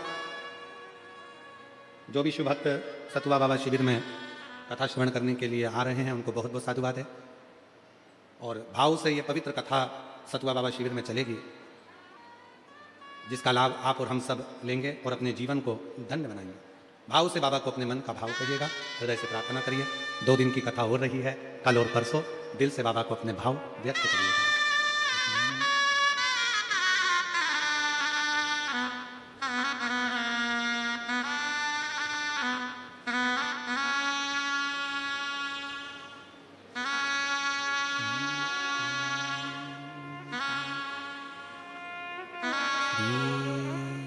शिवाय नमस्तुभ्यं श्री शिवाय नमस्तुभ्यं श्री शिवाय नमस्तुभ्यं श्री शिवाय नमस्तुभ्यं श्री शिवाय नमस्तुभ्यं। भोला सब दुख काटो मारा, ओ भोला सब दुख काटो मारा। शिव शंकर जपो तेरी माला, भोले बाबा जपो तेरी माला। भोला सब दुख काटो मारा, ओ भोला सब दुख काटो मारा। देश है मंगल मंगलकारी, वेश है मंगल मंगलकारी। शमशान वासी हमारा शमशान वासी हमारा, ओ भोला सब दुख काटो हमारा, ओ भोला सब दुख काटो हमारा।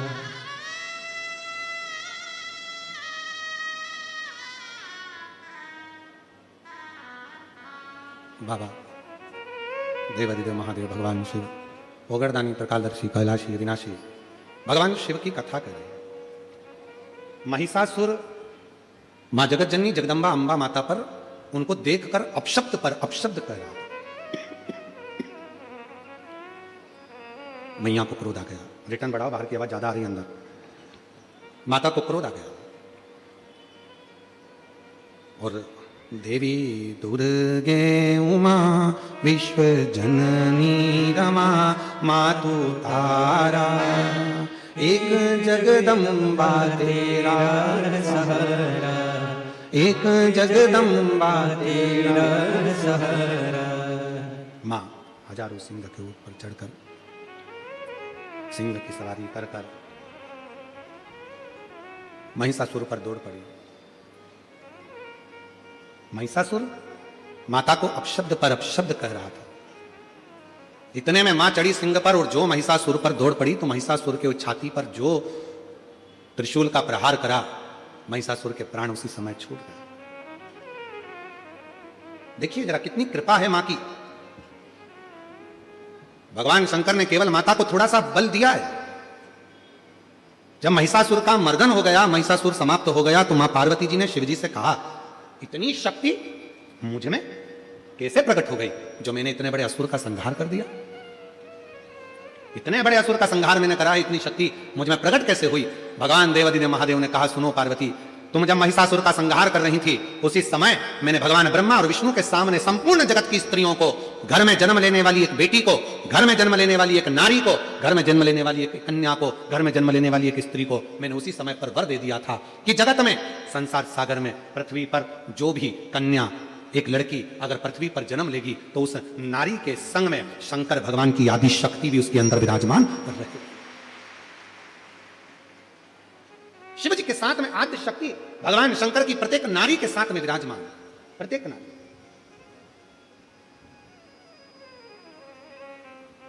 और देवी दुर्गे उमा विश्व जननी रमा मातु तारा, एक जगदम्बा तेरा सहारा, एक जगदम्बा तेरा सहारा। मां आदि शक्ति, मां दुर्गा, जगत जननी जगदम्बा अंबा भवानी मां ने कृपा करी, करुणा करी, दया करी, तो शिव कथा कर रही है। मेरे ओघड़दानी, मेरे शंभु भगवान कहते हैं, मेरे शंकर भगवान कहते हैं, ये शिव महापुराण की कथा कहती है, संसार का प्रत्येक मनुष्य, चाहे स्त्री हो चाहे पुरुष हो, जब एक लोटा जल शिवलिंग पर आकर समर्पित करते हैं तो उनमें एक अलग से ऊर्जा, अलग से शक्ति, अलग से बल शंकर कहते हैं मैं प्रदान कर देता हूं। उसमें बल अपने आप आ जाता, शक्ति अपने आप आ जाती।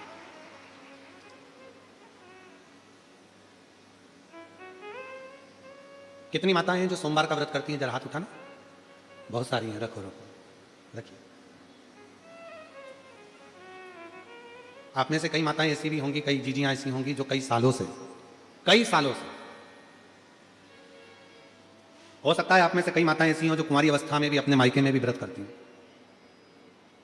हो सकता है आप में से कुछ मेरी जीजियां, मेरे कुछ जीजा, कुछ बेटियां कुछ ऐसे हों जिनको व्रत करते करते 2 साल, 5 साल, 8 साल, 10 साल हो गए। सोमवार का व्रत चल रहा है उनका, चल रहा है। कई बार पति भी कह देते, परिवार के लोग कह देते, तुम्हारे अंदर इतनी शक्ति, तुम्हारे अंदर इतना बल, तुम्हारे अंदर इतनी एनर्जी कहां से आ जाती है जो तुम इतना ये सोमवार का व्रत इतने समय से कर रहे हो, इतना बल कैसे आ जाता है, इतनी शक्ति कैसे आ जाती है? तो कई बार माताएं कह देती हैं कि ये हमारी शक्ति नहीं है, हम तो जिस शिव जी की आराधना कर रहे हैं, शंभु शंभु, हम जिस देवादिदेव महादेव की आराधना कर रहे हैं, ये वही शिव शक्ति प्रदान करता है, कोई दूसरा नहीं दे सकता। प्रश्न आया, जिस समय पर भगवान देवादिदेव महादेव की पवित्र कथा श्रवण करना थी, बिंदुक को प्रेत योनि से मुक्त करना था और चंचुला देवी शिव महापुराण की कथा तुमरुका जी से श्रवण करने के लिए बैठी थी। तुमरुका जी से शिव पुराण की कथा श्रवण करते बैठे। बाहर के स्पीकरों की आवाज बढ़ाओ, अंदर के स्पीकरों की आवाज बढ़ाइए, स्पीकरों की आवाज बढ़ाओ। कहा पूछा तुमरुका जी के पास में जब माता पार्वती जी ने भेजा, जब माँ जगज्जननी जगदम्बा पार्वती जी ने जब कहा,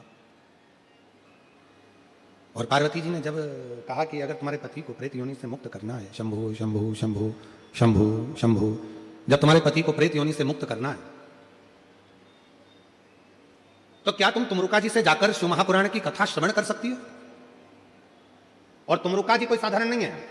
फिर निवेदन करूं मेरी जीजियों से, 20 साल शादी के हो गए, 25 साल शादी के हो गए, 30 साल शादी के हो गए, हमने इस व्यासपीठ पर देखा है कई माताओं को जिनकी शादी के 40-40 साल हो गए, उसके बाद भी भगवान देवादिदेव महादेव की कृपा से उनके घर भी औलाद मेरे शंकर भगवान ने प्रदान करी। 35-40 साल तो अगर 20 साल शादी के हो गए, 25 साल हो गए, नहीं है संतान, तो दुख नहीं होना। सफेद आंकड़े की जड़ पति पत्नी दोनों लेकर आए, तुमरुका जी का नाम लेकर, रजस्वला धर्म के 7वें दिन तुमरुकेश्वर महादेव का नाम लेकर, जो सफेद आंकड़े की जड़ है, उसको देवादिदेव महादेव पर से 21 बार भ्रमण कराकर, घुमाकर, लाल धागे में नंदी के पास खड़े होकर शिवलिंग का दर्शन करते हुए, उसको मां नारी अगर अपने कमर पर बांध लेती है और शिव की कृपा उस पर होना प्रारंभ हो जाती है। और बाबा, हम कहेंगे अगर एक बार नहीं हो तो दूसरी बार करो, दूसरी बार नहीं हो तो तीसरी बार करो, पर चिंता मत करना, बाबा के आश्रित होकर, उसके भरोसे, उसकी दृढ़ता में, उसके भरोसे पर करना। जब पूर्ण समर्पण तुम्हारा शिव पर हो जाएगा, जब पूर्ण समर्पण तुम्हारा भगवान देवादिदेव महादेव पर हो जाएगा, जब पूर्ण समर्पण तुम्हारा शंकर के प्रति हो जाएगा, तो निश्चित है कि तुम्हारे घर में एक बाबा पुष्प जरूर देगा, तुम्हारे घर में संतान जरूर देगा, औलाद जरूर देगा। और मैंने तेरे ही भरोसे बाबा, तेरे ही भरोसे, प्रेशर बढ़ा दे बाबा, मैंने तेरे ही भरोसे हवा बिच उड़ती जावागी, बाबा डोर तो छेड़ीना में कटी जावागी, भोले मेरी पतंग, शंभू मेरी पतंग। तुमरुका जी के वचन पर विश्वास कर कर चंचुला देवी अपने पति के लिए शिव महापुराण की कथा को श्रवण कर रही। जब पूर्ण भरोसा होता है, पूर्ण विश्वास होता है, पूर्ण दृढ़ता होती है, भरोसा जब दृढ़ हो जाता है, विश्वास जब दृढ़ हो जाता है, तो शिव स्वयं आकर खड़ा हो जाता है। शिव स्वयं आता है। हम एक निवेदन करें आप लोगों को, अगर स्वीकार करें तो, कभी कोई विषम समस्या यदि आपके सामने खड़ी होती है, विषम समस्या जिसका कोई निराकरण हो ही नहीं रहा, सब दूर हाथ जोड़ लिए, सबसे कर लिए, सबको प्रणाम कर लिया, सबसे बोल दिया, सबसे विनय कर ली, तो भी वो समस्या मिटी नहीं रही है, तो हमारा निवेदन है 5 बेलपत्र, 5 दुर्वा, दुर्वा जानते हो, दूब, दुर्वा, 5 दुर्वा, 5 बेलपत्र, 5 कनेर के पुष्प शिव जी को समर्पित कर कर उसी 1 लोटे जल से 5 बार शंकर भगवान को जल चढ़ाना प्रारंभ करिए। लगभग 1 हफ्ते यदि आपने शिव को जल चढ़ाना प्रारंभ कर दिया इसी क्रम से, तो निश्चित है वो समस्या का हल 1 हफ्ते के अंदर बाबा को निकालना ही पड़ेगा, और आपका लक्ष्य निश्चित करना ही पड़ेगा, आपका लक्ष्य निश्चित करना पड़ेगा। कितनी बेलपत्र है? 5। कितनी दुर्वा है? 5। कितने कनेर के पुष्प हैं? 5। और जो 1 लोटा जल आप लेकर गए हो उसी को थोड़ा थोड़ा कर कर 5 बार समर्पित कर, 5 बार नाम स्मरण रखना तुमरुकेश्वर महादेव का। फिर से बोलिए नाम, जम के बोलो जरा, तुमरुकेश्वर महादेव। तुमरुकेश्वर महादेव का एक नाम ऐसा नाम है, हम कई माताओं से कहते हैं जिनके गर्भस्थ कई पत्र हैं ऐसे आए हुए हैं, बहुत सारे पत्र हैं जिसमें माताओं ने कहा हमारे शरीर में गांठ थी और वो बाबा की कृपा से गांठ गली। एक पत्र है, अच्छा है, देखिए तुमरुका जी का नाम कितना प्रबल है, आप पत्र नहीं।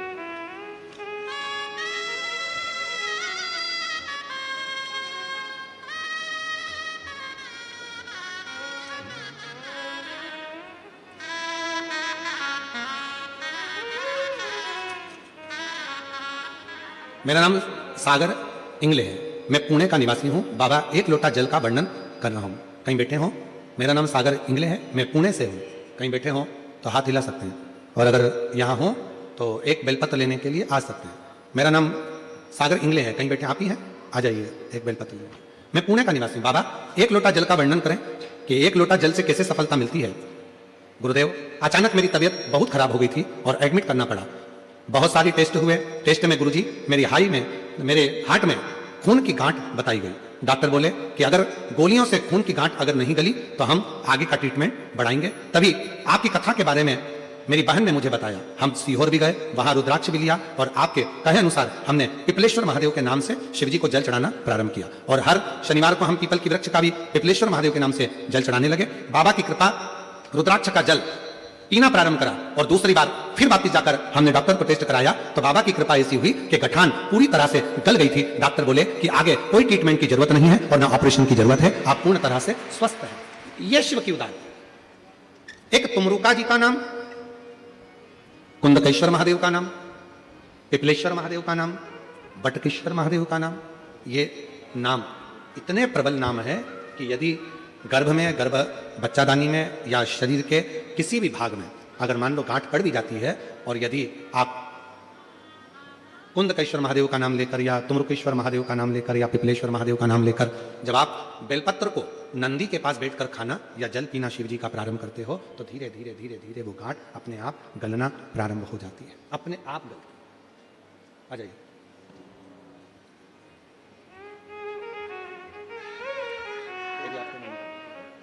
जोरदार ताली बजाओ। खून की गांठें हार्ट के पास हो गई थी। डॉक्टर आप शंभू शंभू शंभू डॉक्टर ऑपरेशन आदि का और भी ट्रीटमेंट का बोले थे, पर भरोसा दृढ़ हुआ, विश्वास दृढ़ हुआ। जब भरोसा विश्वास दृढ़ हुआ तो अपने आप भरोसा करा तो कार्य सिद्ध हुआ। भरोसा और शंभू शरण मांगू घड़ी रे घड़ी दुख। बाहर की भी आवाज बढ़ाओ थोड़ा सा, तो आवाज का मालूम पड़ेगा।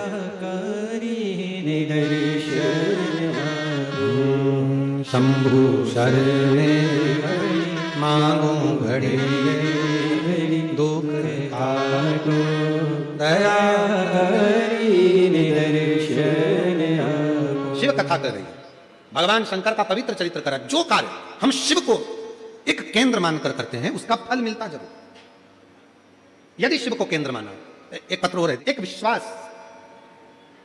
एक भरोसा, एक दृढ़ता जब आपके और हमारे हृदय में होती है तो शिव करुणा क्यों ना करे, क्यों ना कृपा करे।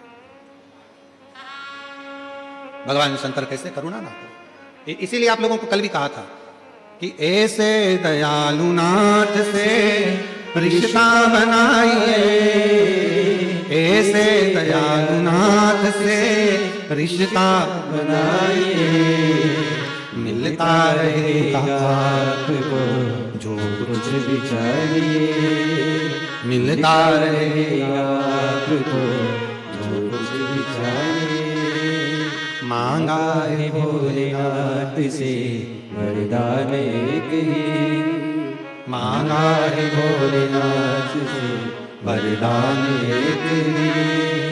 तेरी कृपा बनी रहे जब तक है जिंदगी, तेरी दया बनी रहे जब तक है जिंदगी। मांगा है भोलेनाथ से वरदान एक ही, मांगा है भोलेनाथ से वरदान एक ही। शिव कृपा सागर है। बड़ी पवित्र कथा कर रही है। जब हम शिव पर भरोसा कर कर, भगवान शंकर पर भरोसा कर कर, भगवान शिव पर पूर्ण भरोसा कर कर जब कोई कार्य करते हैं तो वो कार्य सफल जरूर होता है। उस कार्य में सफलता जरूर है। बस आपका विश्वास शिव के प्रति हो, आपका भरोसा भगवान देवादिदेव महादेव के प्रति हो, आपका भरोसा हमारे बीच में महाराष्ट्र शासन के माननीय उप मुख्यमंत्री जी माननीय एकनाथ शिंदे जी यहां पधारे हैं। एक बार जोरदार ताली बजाकर साधुवाद।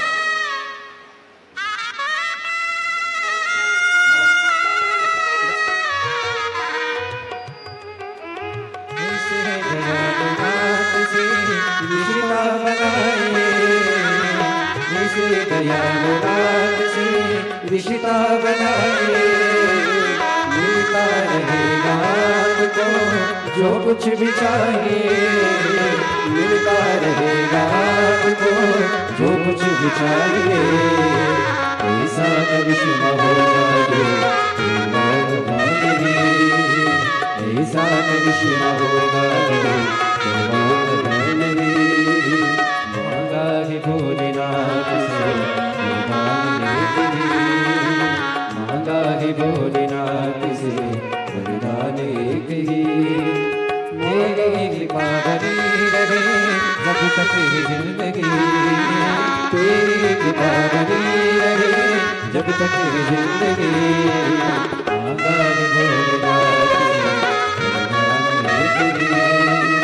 मांगा है भोलेनाथ से वरदान एक ही, मांगा है भोलेनाथ से वरदान एक ही। तेरी कृपा बनी रहे जब तक है जिंदगी, तेरी कृपा बनी रहे जब तक है जिंदगी। मांगा है भोलेनाथ से वरदान एक ही, मांगा है भोलेनाथ से वरदान एक ही। अरे जोरदार, शंभू शंभू शंभू। एक लोटा जल सारी समस्या का हल इतना अच्छा लग रहा था कि हमको लग रहा था कि पार्वती जी और शिव जी भी सुनकर बड़े प्रसन्न हो रहे होंगे। एक बार जोरदार ताली बजाएं। बहुत बहुत साधुवाद जिन्होंने इतना सुंदर व्याख्यान महाराष्ट्र शासन को, महाराष्ट्र की बेटियों को, बहनों को जो एक ऊर्जा आपके माध्यम से मिली है। जब आप मुख्यमंत्री पद पर विराजमान थे और कई मुद्दे महाराष्ट्र के उठते थे और वो जब सामने आते थे तो पूरा राष्ट्र उन मुद्दों पर ध्यान देता था। और माननीय शिंदे जी एक एक मुद्दे पर बड़ी सुचारू रूप से कार्य करते हैं और बड़ा सुचारू रूप से कार्य करते रहे और हर मुद्दे को उन्होंने सुलझाया। ऐसी कई योजनाएं आप लेकर आए जो कि बेटियों को, बहनों को, माताओं को, भाइयों को उसका लाभ मिले। और आज भी महाराष्ट्र पूरा जब आपको देखता है तो लगता है कि स्वयं बाला साहब ठाकरे जी की ही वाणी सामने आकर प्रकट होकर कह रही है। ये एक ऊर्जा आपके भीतर है।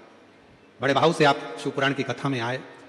मैं बहुत बहुत साधुवाद देता हूं इस व्यासपीठ के माध्यम से कि आपके अंदर ये ऊर्जा हमेशा रहे और आप ऐसे ही सनातन के शेर बनकर धारते रहें और भगवा को लहराते रहें और पूरे जीवन को आनंद बनाते रहें। शिव महापुराण, भगवान शिव की पवित्र कथा का लाभ आप और हम ले रहे हैं। तुमरुका जी स्वयं भगवान शंकर का एक स्वरूप है। तुमरुका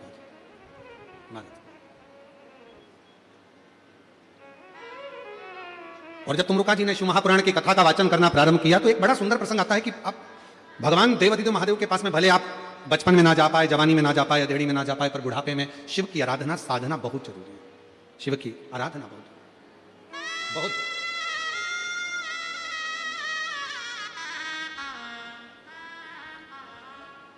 शिव की साधना बहुत जरूरी है। एक प्रसंग आता है, बड़ा सुंदर सा एक प्रसंग है। एक पिता के दो पुत्र थे।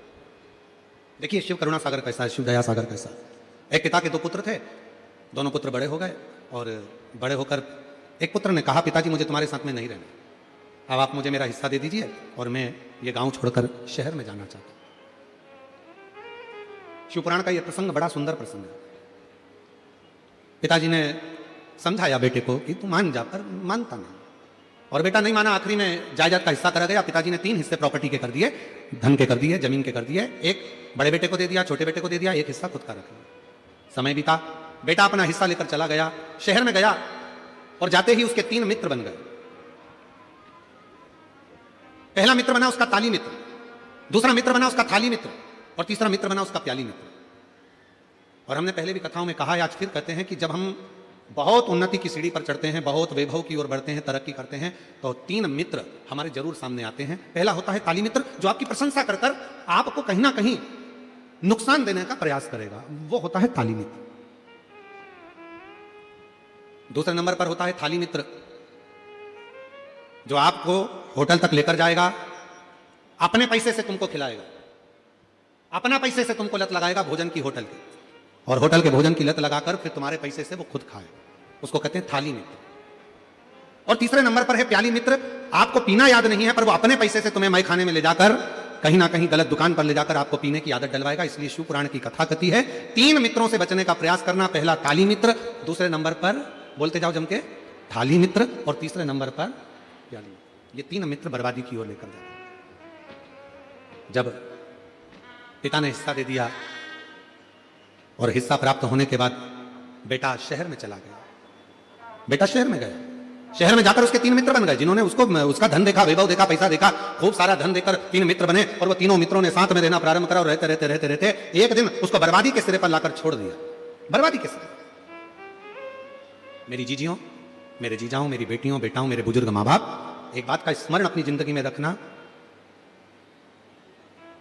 पिलाने वाले बहुत मिलेंगे पर संभालने वाला नहीं मिलेगा।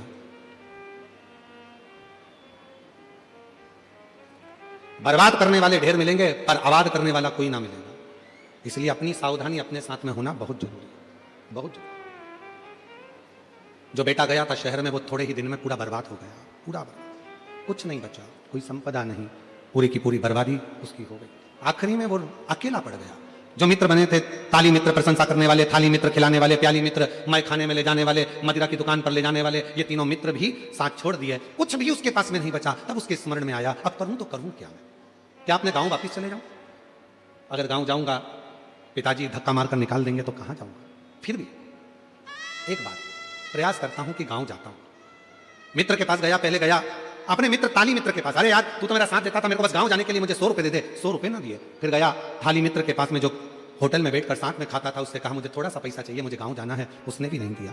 प्याली मित्र ने नहीं दिया। तब अकेला पैदल पैदल पैदल पैदल अपने गांव पर जा रहा, पैदल पैदल। और जब गया देखा पिताजी खेत में काम कर रहे थे, खेत में काम कर रहे, देखा काम करते करते पिताजी का ध्यान गया अपने बेटे पर, और बेटे पर जो ध्यान गया तो पिताजी ने बाहें फैला ली, और जैसे ही बाहें फैलाई बेटा दौड़ कर गया और पिता के गले लग गया।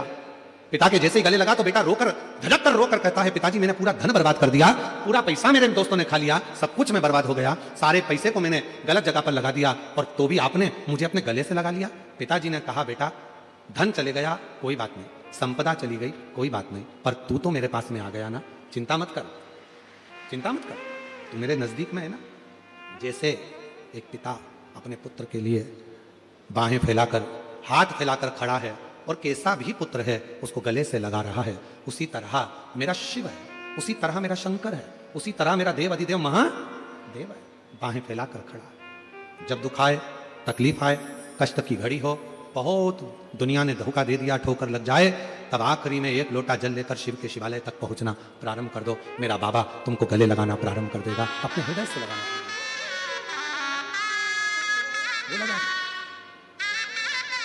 और रिश्ता तेरा मेरा सबसे है प्यारा, रिश्ता तेरा मेरा सबसे है प्यारा, तू मेरा बाबा मैं हूँ तेरा लाला, मैं हूँ तेरा लाला, तू मेरा बाबा मैं हूँ तेरा लाला, मैं हूँ तेरा लाला। संबंध उससे रखो, संबंध उस परमात्मा से रखो जो साथ देने वाला है। कितना सुंदर बात आई है, शिव महापुराण की कथा कथी है, भगवान शंकर का पवित्र चरित्र कहता है, जब माता पार्वती जी के विवाह का समय आया, मां जगतजननी जगदम्बा स्वयं देव मां पार्वती का जब विवाह का समय आता है तो माता मैनावती उनको समझाती है, क्यों विवाह कर रही हो, वो भी शिव से। ना तो शंकर भगवान का कोई घर है, ना शिव जी का कोई महल है, ना शंकर भगवान का कोई गाड़ी है, ना शंकर भगवान का कोई बंगला है, ना उनके पास में आभूषण है। उनके पास आभूषण भी है तो सर पे और कानों में बिच्छू है, गले में विष पड़ा है, मस्तक पर चंद्रमा धरा है, कुछ है ही नहीं उनके पास, और तुम विवाह करना चाहती हो वो विश्व से। समझाया पार्वती जी मानी, मां मेरे भोले बाबा के पास में कुछ भी नहीं है माना, पर उसको काल अधिपति महाकाल कहते हैं। माना धन नहीं उसके पास में, माना वैभव नहीं उसके पास में, माना संपदा नहीं उसके पास में, माना गाड़ी बंगले नहीं उसके पास में, माना सत्ता नहीं उसके पास में, पर मेरे शंकर भगवान के पास में काल तो उसी ने अपने काबू में कर रखा है। काल तो है ना उसके पास, उसने काल को तो अपने हाथ में अपने काबू में कर रखा है ना, उसने काल को तो अपने काबू में रखा है।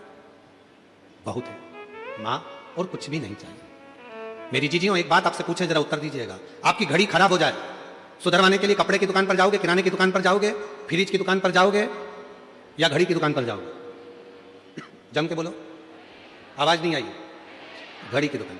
और अगर घड़ी खराब हो गई और उसको लेकर तुम कपड़े की दुकान पर चले जाओ और कपड़े वाले से कहो कि मेरी ये घड़ी खराब हो गई है, इसको सही कर दीजिए, तो कपड़े वाला बोलेगा मेरे यहाँ घड़ी सही नहीं होती है। फिर घड़ी को लेकर आप अगर किराने की दुकान पर पहुंच गए और किराने वाले से कहा कि मेरी घड़ी सही कर दो, तो किराना वाला घड़ी सही नहीं करेगा। पर घड़ी को लेकर आपको घड़ी वाले की दुकान पर जाना पड़ेगा और घड़ी वाला कहेगा भैया इसको कम से कम 5 दिन या 7 दिन मेरे पास पटकना पड़ेगा, 7 दिन में इस घड़ी को मैं सही कर दूंगा और ये घड़ी सही तरह से चलना प्रारंभ हो जाएगी। बस यही शिव पुराण कहती है, घड़ी बेकार हो तो घड़ी वाले के पास जाइए। उसी तरह घड़ी बनाने वाला कौन है, समय बनाने वाला कौन है, समय चलाने वाला कौन है, समय की गणना करने वाला कौन है? केवल एक, जिसका नाम काल अधिपति महाकाल कहते हैं। काल अधिपति, काल मतलब समय, जो समय को बनाया जिसने, घड़ी को बनाया जिसने, चक्र को बनाया जिसने, जिसने समय चक्र घड़ी का निर्माण करा है। अगर घड़ी बेकार हो, तुम्हारा समय बेकार चल रहा हो, तुम्हारी तकलीफों का समय चल रहा हो, तो इधर उधर कहीं मत भटको, कहीं मत जाओ। जाना है तो मेरे देव अधिदेव महादेव के मंदिर में जाकर एक लोटा जल चढ़ाना प्रारंभ करो, तुम्हारी घड़ी संवरना सुधरना प्रारंभ। घड़ी वाले ने कहा 5 दिन लगेंगे घड़ी सुधारने में। मीरा भयंदर में कथा कितने दिन की है? जम के तो बोलो 5 दिन। घड़ी सुधारने में कितने दिन लग रहे हैं? 5। आप 5 दिन शिव महापुराण की कथा को सुनने के लिए आ रहे हो, तो यह भी निश्चित है कि तुम्हारी भी जो घड़ी गड़बड़ हुई थी, जो समय गलत चल रहा था, मेरा काल अधिपति उस समय को श्रेष्ठ जरूर करे, उस समय को श्रेष्ठ। वाई वो संभालेगा। और शिव के सिवा कहीं दिल ना लगाना, शिव के सिवा कहीं दिल ना लगाना, वरना पड़ेगा तुझे आंसू बहाना, वरना पड़ेगा तुझे आंसू बहाना। शिव के सिवा कहीं दिल ना लगाना, शिव के सिवा कहीं दिल ना लगाना। क्यों भटके? तो परसों के दिन जो कथा का समय रहेगा वो सुबह 8 बजे से 11 बजे तक रहेगा। कल का कथा का समय यही 2 बजे से 5 बजे तक रहेगा। बड़े प्रेम से आप और हम इस पवित्र कथा का लाभ ले रहे हैं। आज कथा का तृतीय दिवस यहाँ विराम की ओर जा रहा है। फिर कल कथा का चतुर्थ दिवस अर्थात भगवान शिव की शिवरात्रि का क्रम रहेगा। बड़े भाव से आप और हम कथा का लाभ लेंगे और अपने जीवन को धन्य बनाएंगे। आरती का क्रम प्रारंभ होगा।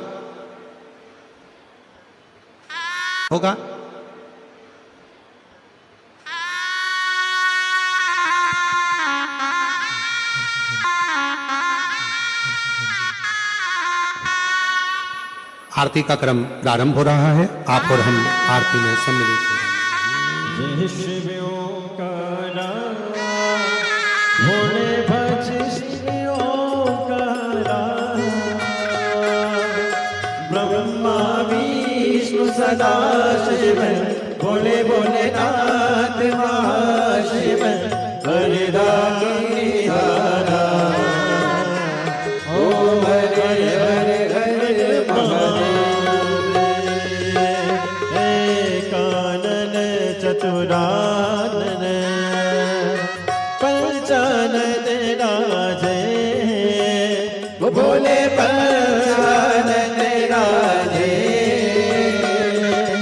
हर्षासन गरुड़ासन, हर्षासन गरुड़ासन, वृषवाहन साधे, ओम हरे हरे हरे महादेव। दो भुज चार चतुर्भुज, 10 भुज अति सोहे, भोले 10 भुज अति सोहे, तीनों रूप निरखता, भोले जी का रूप निरखता, त्रिभुवन जन मोहे, ओम हरे हरे हरे महादेव। अक्षमाला वनमाला मुनिमाला धारी, वो भोले मुंडे माला धारी, त्रिपुरारी करसाने, त्रिपुरारी करसाने, करमाला धारी, ओम हरे हरे हरे महादेव। श्वेतांबर पीतांबर बागंबर अंगे, वो भोले बागंबर अंगे,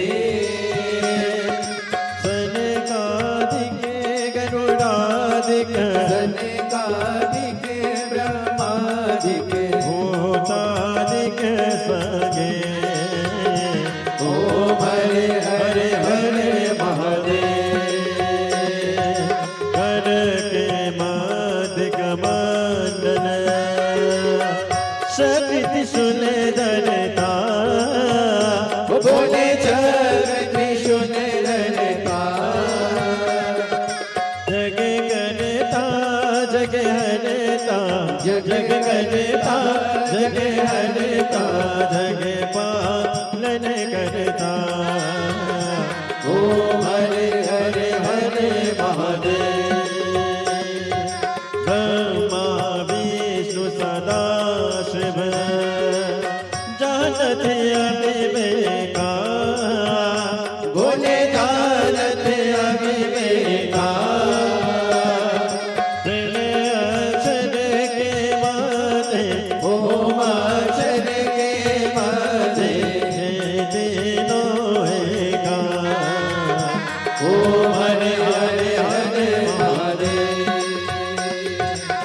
काशी में विश्वनाथ विराजे नंदी ब्रह्मचारी। बोले नंदी ब्रह्मचारी। नित्य उठ दर्शन पावत रुचि रुचि भोग लगावत। महिमा तुम्हारे। ओम हरे हरे हरे महादेव। त्रिगुण स्वामी जी की आरती जो कोई नर गावे। बोले जो कोई लड़कावे। शिवानंद स्वामी जपते हरा हरे स्वामी सुख संपत्ति पावे। ओम हरे हरे हरे महादेव। जय शिव ओंकारा बोले भज शिव ओंकारा। बोले पार्वती का प्यारा। बोले ऊपर जलधारा। बोले ओढ़े बगचारा। बोले बाल पियन वाला। बोले नील नयन वाला। बोले नयन वाला। बोले गणपति वाला। बोले मैं कोयम प्यासा ब्रह्मा विष्णु सदा शिव। बोले भोलेनाथ महाशिव हरे रागी धारा। ओम हरे हरे हरे महादेव। कर्पूर गौरव करुणावतारम सारे सारम भुजगेन्द्रहारम सदा वसंतम विद्यारण्यदेव भवानी सहितं नमामि। अच्युतं केशवं राम नारायणं कृष्ण दामोदरं वासुदेवं श्रीधरं माधवं गोपिकावल्लभं जानकी नायकं श्रीरामचन्द्रं। हरे राम राम राम हरे हरे। हरे कृष्ण कृष्ण कृष्ण हरे हरे। हरे राम राम राम हरे हरे। हरे कृष्ण कृष्ण कृष्ण हरे हरे। सनातन भगवान की जय। कुबेर महादेव की जय। हरि ओम मा ओम जगनेन जगनामय जन्त देवास्तानि धर्माणि प्रथमान्यसन्न ते हनकं महिमानः सचन्त यत्र पूर्वे साध्याः सन्ति देवाः। ॐ एकदन्ताय विद्महे वक्रतुण्डाय धीमहि तन्नो श्रीदन्तिः प्रचोदयात्। ॐ गणाम्बिकायै च विद्महे कर्मसिद्ध्यै च धीमहि तन्नो श्रीगौरी प्रचोदयात्। ॐ तत्पुरुषाय विद्महे महादेवाय धीमहि तन्नो श्रीरुद्रः प्रचोदयात्। ॐ नानः सुगन्धिपुष्पाणि यथा कालोद्भवानि च पुष्पाञ्जलिर्मया दत्त गृह्यतां शिवशङ्कर। श्री सामदाशिवाय नमो नमः। मंत्र पुष्पांजलिं समर्पयामि। कसनाथ भगवान की जय। हर हर महादेव हर हर महादेव हर हर